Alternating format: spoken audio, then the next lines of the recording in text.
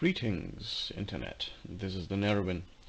Today I want to talk about modules, or rather published modules, and especially old ones, because I'm currently doing the Orkland campaign for the Dark Eye, which is one of the basic modules that they brought out. They were late in the first run of adventures, but they were still part of that, and it shows.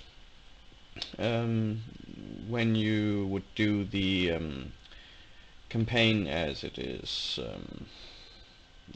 published, even though it's the exploration of a certain area, with kind of a sandbox label to it. What it is in actuality is a overworld dungeon, basically, or 3 dungeons that are somewhat interconnected. I personally don't like this that much. Though there are basically the story is your heroes are supposed to go from point A to point B, and in between they have a couple of encounters, and some of these encounters are very good, I have to say. Actually, most of them are pretty good, though the way they are forced upon the players seem strange, and as I said, they are forced. For example, in the first, or I shouldn't spoil it. Anyway, there are artificial barriers are created in the way of the players to push them into certain directions, so that they definitely encounter what you think they should encounter, or rather the module thinks you should encounter. And that's something I don't really appreciate. Yet why did I consider this campaign if I don't like the general approach it takes? Well, as I said, the encounters are pretty interesting. I think they are very representing of the world of the Dark Eye, and I think the general premise of people, a group of an expedition going into the lands of the orcs, which is very, very unknown to humans, and which is extremely dangerous, and basically trying to find a way through it, surviving the whatever lies in their path is very intriguing, and I will use that general concept. I will use the encounters in these modules. Specifically, this is something to do with nostalgia, I believe, because this book, the second, would be translated to the Purple Tower, was the first thing I bought for the Dark Eye. Not the first thing I got, but the first thing I bought myself. It was not the very best pick. As I said, it is in the middle of the campaign, so it's not really a standalone product, but it is the one where the sandbox type environment is best explored in the campaign, and I want to use that in a way, and it got my imagination flowing back then.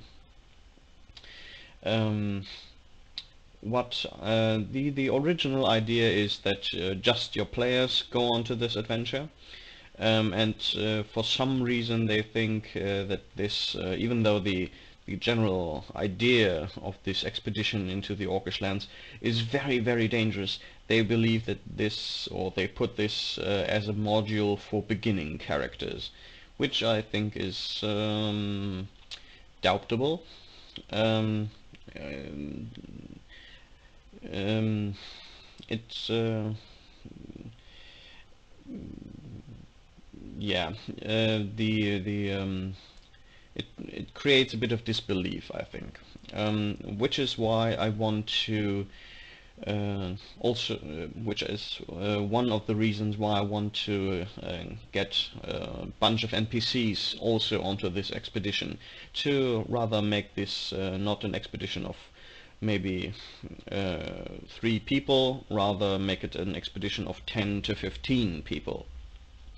Which also gives me the opportunity to have reoccurring characters, which is not the strong suit of these adventures.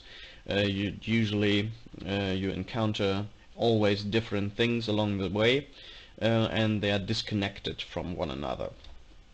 And by introducing more NPCs that are traveling with the group, I hope to give this the feel of a campaign rather than rather than just a bunch of encounters. Also, something that I thought was strange when I finally got the first book, which is this one, which would translate to In the Spider Forest, or in the Forest of Spiders, which is the first adventure. They actually included something to have the players not meet any orcs in the Orcish lands, which is it dumbfounded me when I read it, because the whole thing, the whole campaign idea is brilliant if it gives your players the ability to explore Orcish culture in a way, if they actually meet orcs and have to deal with them. But in this, you basically see a couple of orcs at the horizon at best, and I want to change that definitely. Also because I want to give an overarching theme that if we should want to continue the game after this campaign has closed, then I want to have something to connect into the Aventurian history, because I believe that is one of the strong suits of the Dark Eye, that history is evolving along the way. It's not just you have something evil come up and it's put down and then something new comes up. It's all very organic. Stuff happens all the while in all directions, and I want the players to actually, at the point where this campaign is set, something is happening in the Orcish lands that is not explored in this campaign, which I think is a waste, and I want to include it. So yeah, so this is kind of my approach to using pre-produced modules. I almost never find any module that I think I want to run that as written, because usually I find some inconsistencies, or something seems kind of crappy, or the mood is kind of broken at some point, and so on, and I want to improve on that. And yeah, so I would be interested in your opinions. What do you with pre-produced modules? Do you read them just for inspiration? Actually, up until now I did. This will be the first time that I ever use modules actually, rather than just reading them for inspiration to create my own stories. Or do you do it as I will do now, and just take them as an rough guideline, or do you prefer to run them as written? And if so, how do you deal with plot inconsistencies and so on? Please, I would very much like to know, because I have a lot of modules for the Dark Eye, and I um, can't, for now at least, I can't really say that I will be using them in the written form, because these inconsistencies press against my head, if you will, or if that's a figure of speech. Anyway, so thank you for watching. I'm the Narrabin. Goodbye.